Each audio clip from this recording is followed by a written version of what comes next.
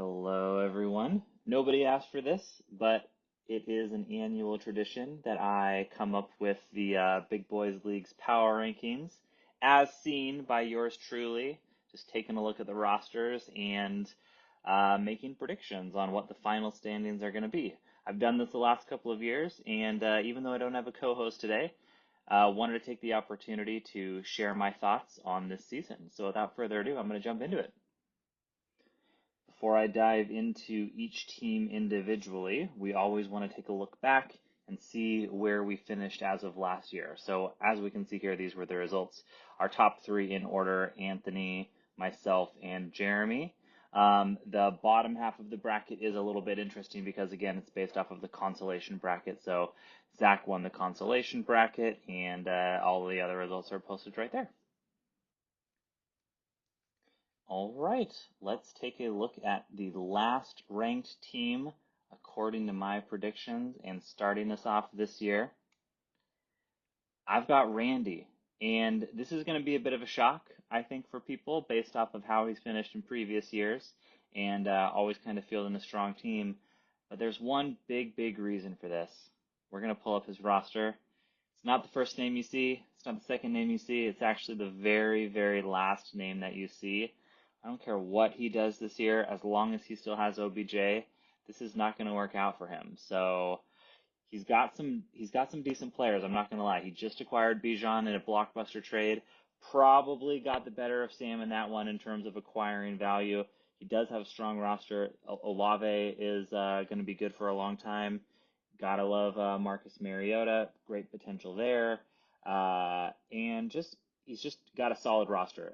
This bench at the end of the bench, he's navigated things around a little bit. He's got Polk, Hopkins, Keenan Allen, Dotson, Pickens, right? So he's got some good players here, but again, I just don't see him doing anything as long as OBJ is still on the roster. Big mistake by him. That's why I've got Randy in last. All right, moving on. Next up in 11th place, I have Sam coming in 11th. Taking a look at his roster here, he is slowly building something as well. The one thing that we're not seeing on these rosters, just mostly for space, is he has a lot of draft picks coming up over the next handful of years, and that's clearly the strategy that he's going for. He's building through the draft over time, and he does have young talent here, right? He just acquired Herbert, so he's kind of got what I would say would be a cornerstone piece for him. Nix has ended up being a surprisingly good kind of late round pick there. He just won the starting job, so perhaps he's got his quarterback situation mostly kind of figured out here. You know, obviously would want to be building some depth, but he has two starters, which is a big thing from where his team's been over the last couple of years. He's got Malik Neighbors, which is exciting.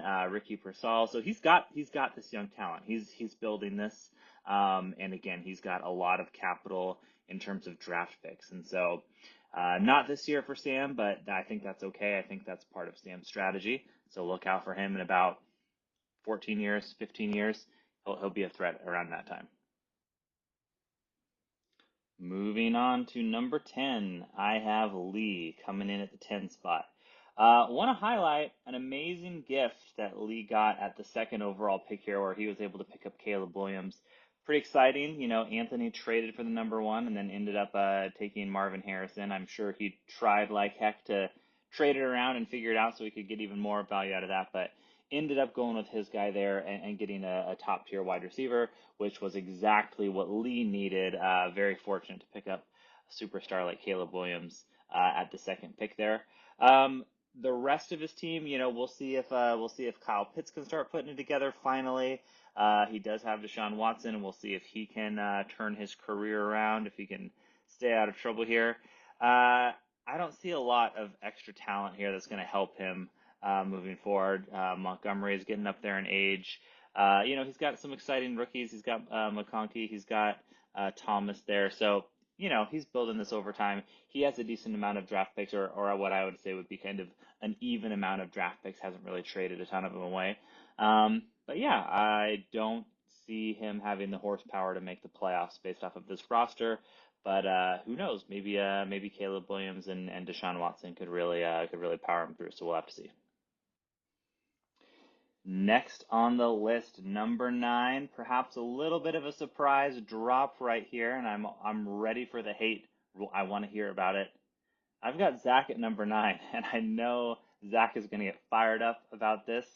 Uh, but here's the deal. Look at his roster, all right? He's got Kirk Cousins and Geno Smith. Talk about uninspiring quarterbacks, especially Geno. Geno could lose his job any day. Kirk Cousins could lose his job any day. Penix has been looking good. I know they signed Kirk to a lot of money, but I don't think they expected that they were going to be able to get a quarterback that they're really excited about.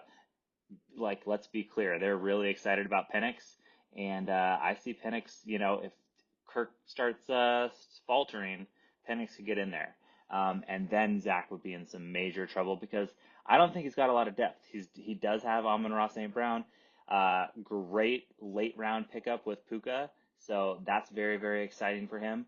But just look at the roster right here. I am not seeing a ton of depth. I know he's on the Javon Baker hype train, so that's pretty exciting for him. But when we're talking about like competing in the playoffs, as we start to see in these top six teams that I'm listing, I just don't see it happening. And like I said, if something happens to one of his quarterbacks, like he is toast, he is done. So I've got Zach at number 9. Hope that's not breaking his heart, but again, like I want to hear about it. Zach, come at me. Let's go. All right, coming in at number 8, I've got Jasper. Jasper, lots to be said about Jasper, right? He's steady Eddie as far as the league goes. Always a really really strong player. He was in the playoffs first couple of years. One of the champions that we have, but he's had some tough luck the last couple of years. Dropped out of the playoffs. Lucked into the number 1 overall pick, which was really really great. Was able to make a move there. I think he perhaps sold the 101 a little bit on the cheap side, but hey, he got some stuff. Unfortunately, that stuff ended up being JJ McCarthy plus, and then JJ McCarthy is going to be out for the season here. So the rest of his roster, I do think, is quite strong. We can look at it here. He's got Burrow, Henry, Adams, Cooper, Mark Andrews, Watson, Stafford, right? He's got that team that can compete. He's got Eckler on his bench right here. Franklin, fantastic pick there. So he's got some guys. He's got some decent depth. Again, I think when we start seeing these kind of top 6 teams, it's going to be hard for him to kind of compete in that space. But give him another year when JJ McCarthy comes back. He might luck into a high draft pick again, and then he could be in a powerhouse situation. But really kind of unfortunate that McCarthy got hurt because that was a kind of key piece for him. But we'll be hearing from Jasper, I'm sure, in the years ahead. Okay, next on the list, Brandon, the number 7 spot, knocking on the door to the playoffs. Look at Brandon's roster. I know we give Brandon a hard time and we joke around with him, but his roster is actually quite stacked. All of his capital is into his roster. The draft picks definitely are not there because his strategy has been to just load up on the players, and that's why I've got him, reflected where he's at in terms of just strength. This is very possible. Like I've got Brandon anywhere from honestly, he could be maybe 10th, but he could also maybe be, who knows, Brandon could win the whole league just based off of the strength of his starting lineup here. So Hurts, obviously top QB, Gibbs, top running back on a very, very run heavy team, just heading into, his second year, should be even stronger than the first year. So he's got a lot of momentum here. Again, Walker, Moore, Smith, JSN, like got Kyler Murray. So if all of these players stay healthy, that lineup absolutely can beat anyone in the entire league, 100%. Like no doubt about it. The big question for him really is the depth. He does not have a ton of depth. Like there's nobody that you're really excited about actually starting off of his bench. And as we know, injuries happen, bye weeks happen. God forbid injuries happen while you also have a bye week, and then you're starting somebody at the end of your bench here, and so that's really the concern for Brandon is can he get through that with a light amount of depth that he has. But again, if he kind of hits on all cylinders and he has some good weeks, like he'll be kind of right there on the playoffs. This could be too low for Brandon.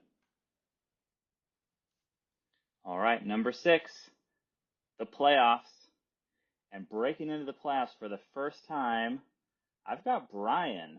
Brian. Let's take a look at his roster. And you know what? Before I even say anything about his roster, let's remember where Brian came from here. He joined the league last year, picked up the new team, inherited it from Johan, was down a first round pick, and also had a lot of gaps in his roster. There was just not much there, and he was kind of very much set up for a rebuilding kind of year. And again, he wasn't even going to have his own draft pick. Brian made a ton of moves that really kind of shifted a lot of talent towards some of the contenders here. We'll talk about some of those teams coming up, but really kind of restocked the shelves for himself, both in terms of, being able to field an actual roster that could make some noise and picking up extra draft picks. So I just really want to shout out Brian here for the way that he approached last season. Seemed like he made winning move after winning move after winning move that made sense for him and where his roster was. And again, look at his roster. Like, this is another kind of starting lineup where you can definitely see on a good week where, if all of these players are hitting and hitting their scores, he could absolutely take a win any other week or any week against any other team. The depth isn't quite there as well. He's slowly building that over time. As I said, the shelves were kind of bare when he inherited this, but he's done an amazing job over the 1 year that he's had it. And he's stocking up again with more draft picks. So watch out for Brian. I'm in a couple of leagues with Brian, and he's just a really, really good fantasy player. Like, every single league that he's in, he's competing. He's super knowledgeable. So inherited a rough situation, but I can see Brian turning this around, and he's already doing that after only 1 year. So kudos to Brian. Let's see what he can do moving forward. Coming in at number 5, here he is. Johnny. I've got Johnny at number 5. In the playoffs again. We give Johnny a ton of shit, but here he is in the playoffs again. And this is just based off of what his roster is really capable of. And he really does have, he's got the firepower in the starting lineup for sure. When we talk about being able to win any given Sunday, any given week, Johnny definitely has that. He's got the superstar power.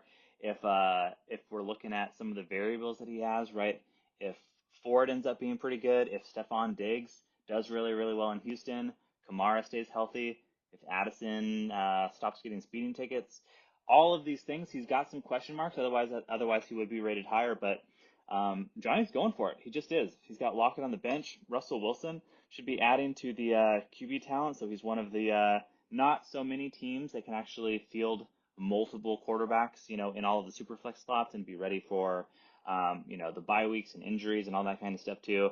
So Johnny is, he's there. The one I would say crack in the armor for Johnny, for sure, of course, he doesn't really have the draft pick, so he's not really able to kind of, if he does run into adversity, retool or, reload on stuff if people get hurt, and that usually, again, happens. So we'll have to see how he navigates that, but Johnny's that type of team where it's like if they all stay healthy and they all hit, like the path is there. The path is definitely there for Johnny. So I've got him here at number 5. All right, number 4, and shooting up the draft boards year after year after a couple of years in the lower rankings here, Aaron is right back up there at number 4, and Aaron has a loaded team. He has done really well in the drafts the last couple of years, and made some really smart trades, mostly at my expense in terms of who he's been able to pick up. His roster is really something special. He's got CJ Stroud, who is, depending on what site you're looking at, possibly a top 3 dynasty ranked quarterback. Just really lit up the league last year. So very, very impressive. Tank Dell is back. Tank Dell is already scoring touchdowns in the preseason, so that is a huge check mark on his recovery. And so that connection is huge, huge, huge. If Stroud is connecting with Dell for multiple touchdowns a game as he was last season, sky's the limit. Aaron's going to be tough to beat when that's happening. And then the rest of the league, he's got Drake London, who now he has a quarterback. He's got Debo. Mostert, don't sleep on Mostert. I know he's like 31 years old, but he was like a top 5 running back last year and had some ridiculous games. So watch out for that. He's got Bryce Young on his bench, who kind of underachieved a little bit, but he was the number one overall pick. And so if he turns things around, he's got a great QB to kind of fill in. Picked up Jordan Love a couple years ago. Jordan Love has been great, possibly in the top five dynasty consideration as well. So he's locked and loaded on quarterback. And then the rest of the roster is just pretty darn solid. And Aaron, again, I'm going to give him even more credit for like the smart moves that he makes throughout the season. He puts himself in good positions to win. So expect Aaron to finish high, finish somewhere in the playoffs. And kudos to Aaron for an awesome rebuilding last couple of years. He's right in the thick of it again. All right, number three. I'm giving number three to myself. And people are going to roll their eyes a little bit, but I don't care because these are my rankings and this is what I'm going with. I feel like I've got a pretty strong team. I will be honest. I've got some of the top tiers here in most of these positions, but I have just not been hitting lately in terms of luck. Last year, don't want to talk too much about this, but last year, Jefferson gets hurt. Chase missed a ton of games. AJ Brown had a good start of the season, and then he just like really sucked in the playoffs. Brees Hall was like non-existent for a chunk of the season, and then he was also really, really good. So it was a difficult year for me to actually, I would say, like choose the right players on every single week. I felt like every single week I was consistently missing, what the best lineup actually was week to week. So I wasn't very pleased with that. I feel like Josh Allen didn't have that good of a year. Cooper Kupp is kind of old.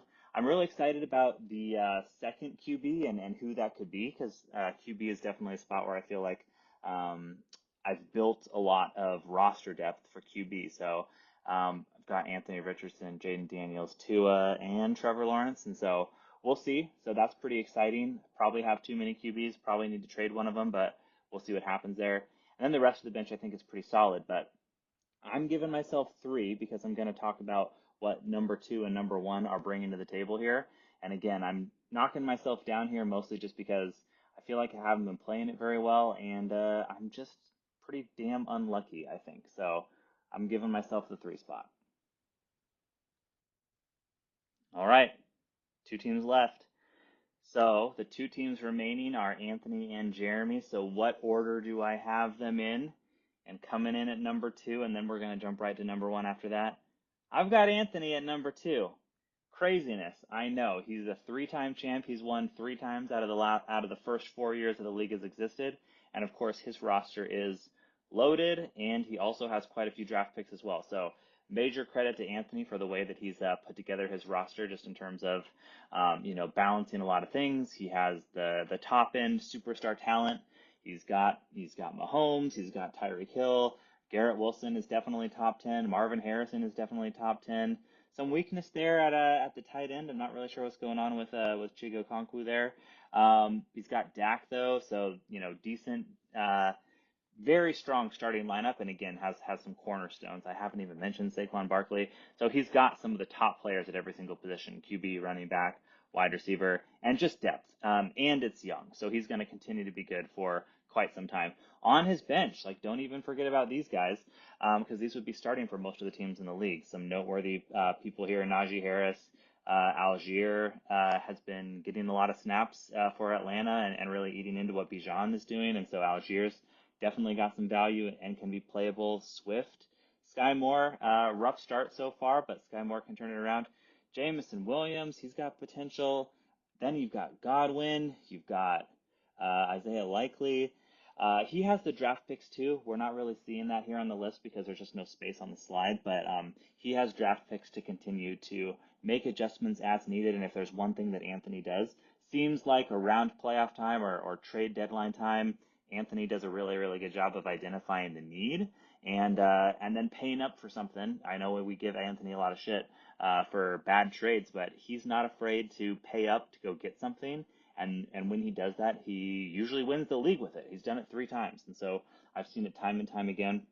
He makes the right moves, and he does have the ammo to be able to do that. So he's ranked very, very high. It's a little bit of a surprise that maybe he's not number one. But let's take a look at the next team on the list here, and let me talk about why I think he is going to be number one. All right, as I said, the number one team, as predicted by me this season, I have Jeremy. So, take a look at this roster here. It took me a little while to come to this conclusion. I knew I was going to have Jeremy in the top three and what order that was going to be. And as I looked at it, I just realized that this team is incredibly stacked. And beyond his team being incredibly stacked, it's just time. It is just time for a new champion. I feel like Jeremy has the good vibes. It's time for a change. It is time for a change. First of all, look at his roster. He has the top running back, CMC.